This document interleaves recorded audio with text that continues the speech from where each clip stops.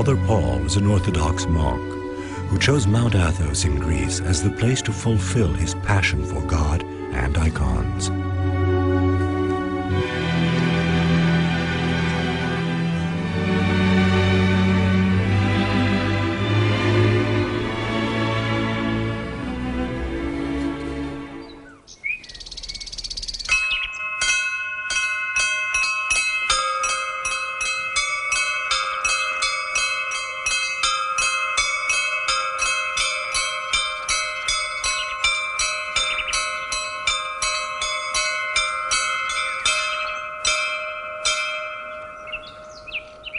Athos, 40 kilometers long and 12 kilometers wide. This unusual peninsula juts out into the Aegean Sea facing Turkey. Athos is a protectorate dating from the 9th century, an era when Byzantine princes gave up their fortunes so that the Orthodox doctrine would not succumb to the spread of Islam.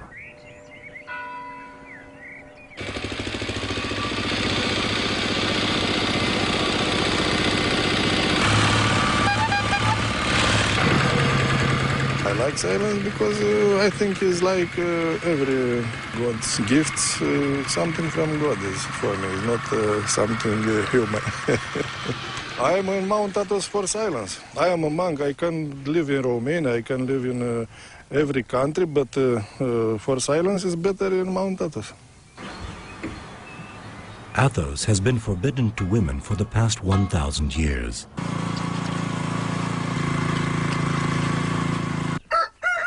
Today it is inhabited by 1,800 monks.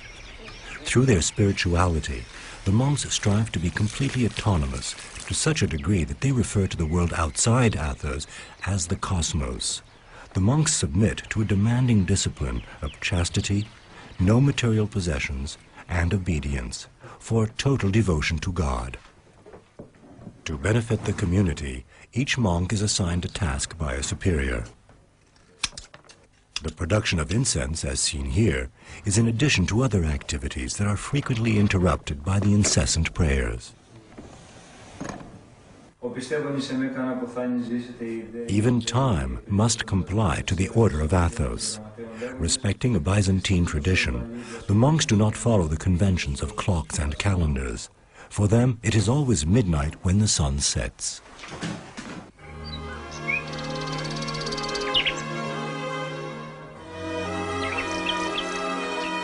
The St. Andreas Skitty. Its origins reach back to the 10th century. Its main church is the biggest in the Balkans, with the exception of the one in Sofia, Bulgaria. It is in its crypt that Father Paul attempts to resurrect icons.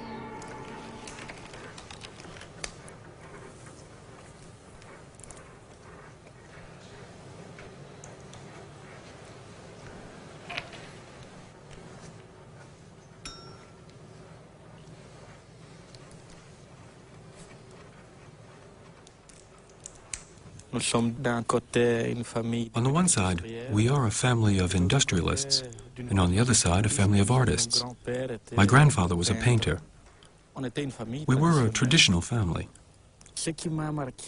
What struck me since my childhood was not so much an artistic spirit, but more of a do-it-yourself spirit. I loved antiques. I would go to the flea market. I loved to look for things that I could buy for next to nothing, and then repair them. I loved to work with my hands. I liked the bohemian lifestyle, and with the convictions that I had at the time, a monastic life meant I could combine the two, a desire for an alternative life, and at the same time, a deep religious calling.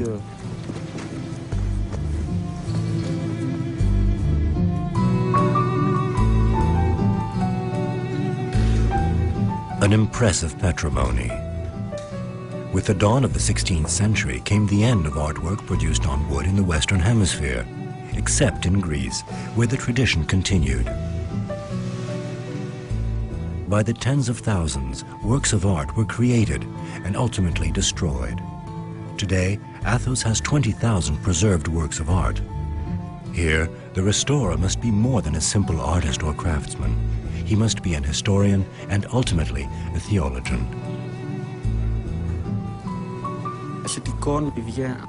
This icon comes from the monastery at Yveron, which is one of the most important in Athos. It represents the don mission of the Virgin, that is, what happens at the death of the Virgin, who ascends to heaven. And it's very important to Christians. From an artistic and historical perspective, this is a 16th century icon. But the icon was repainted at the end of the 19th century. It therefore evokes a different message than that which was originally intended for the faithful. We are trying to restore it to its original state. It's our mission to give the true message back to believers. There are a lot of icons which are described as miraculous, that create miracles. But personally, I believe that every icon is a miraculous object, because every icon evokes prayer. The miracle is the approach of the divine towards us. Therefore, icons are objects which facilitate communication with the divine. So that the icons may communicate the history of centuries past, a small fraternity has grown up around them. Father Paul is the igumene, the Father Superior of the Skiti. He guides the renaissance of the sacred objects. This is achieved by consolidating the wood, encrusting the resin, adhering the paint, and touching up the paintings. The different stages require surgical attention and precision. The Greek restoration workshops are revered throughout the world. Students who come here have the privilege of working on the sacred heritage of the Orthodox religion.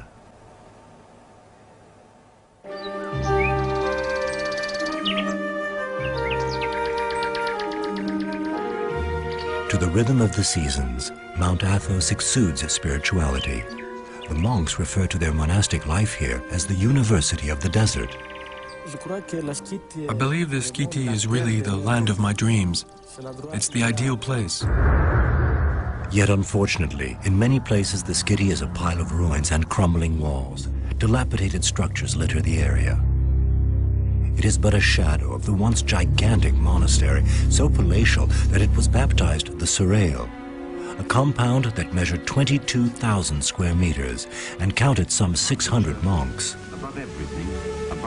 The monastery owed its grandeur to Nicholas II, the last Tsar of Russia and an apostle of the Orthodox religion. The fall of the Tsar signaled the death toll for the St. Andreas Monastery.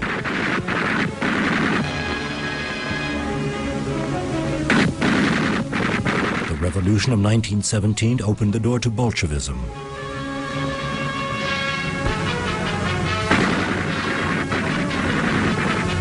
The Russian proclivity for the Orthodox religion came to an abrupt halt. Its importance dwindled, as did funding.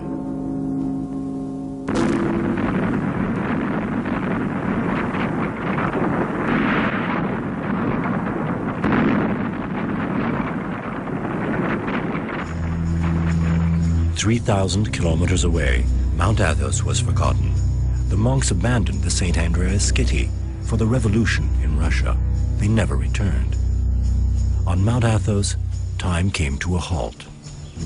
The silence that had once been a part of the meantime ritual was now permanent in the cavernous refectory. Only a handful of monks attempted to maintain the prayers in the abandoned Serail.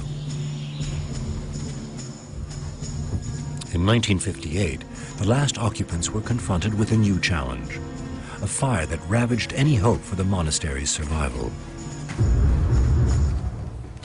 This is the building which housed the library of the Skiti, which had almost 20,000 books, among them some very precious Byzantine manuscripts.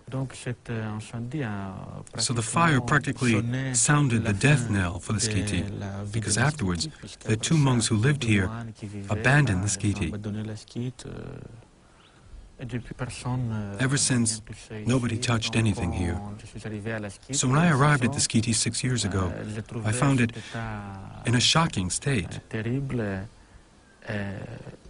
This area is called the Hell of the Skiti. When I first entered the courtyard here, I felt a challenge.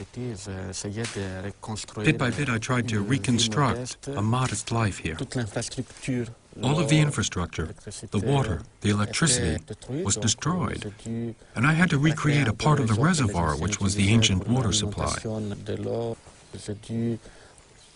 I had to try to bring a new life to this place, so the skiti would reopen its doors.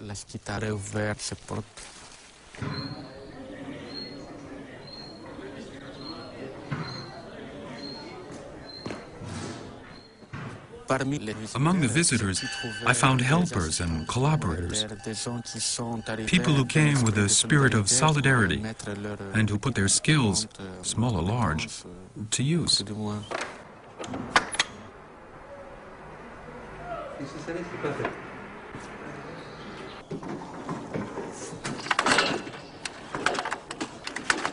French, Albanian, Romanian, Greek, the nationalities multiplied. Build and rebuild. United in their faith, their mission became universal. Religious pilgrims, inspired craftsmen, travelers in search of spirituality, they all came to revive the skiti. There was practically no money, but the enthusiasm of Father Paul reached beyond Mount Athos. Meager donations allowed him to survive.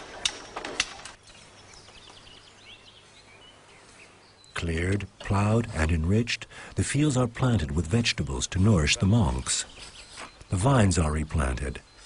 Nowadays, some of the grapes are harvested. And yet, it is a far cry from the bountiful vineyard that was once renowned among the monasteries. The fine wine that was once produced here enjoyed a widespread reputation.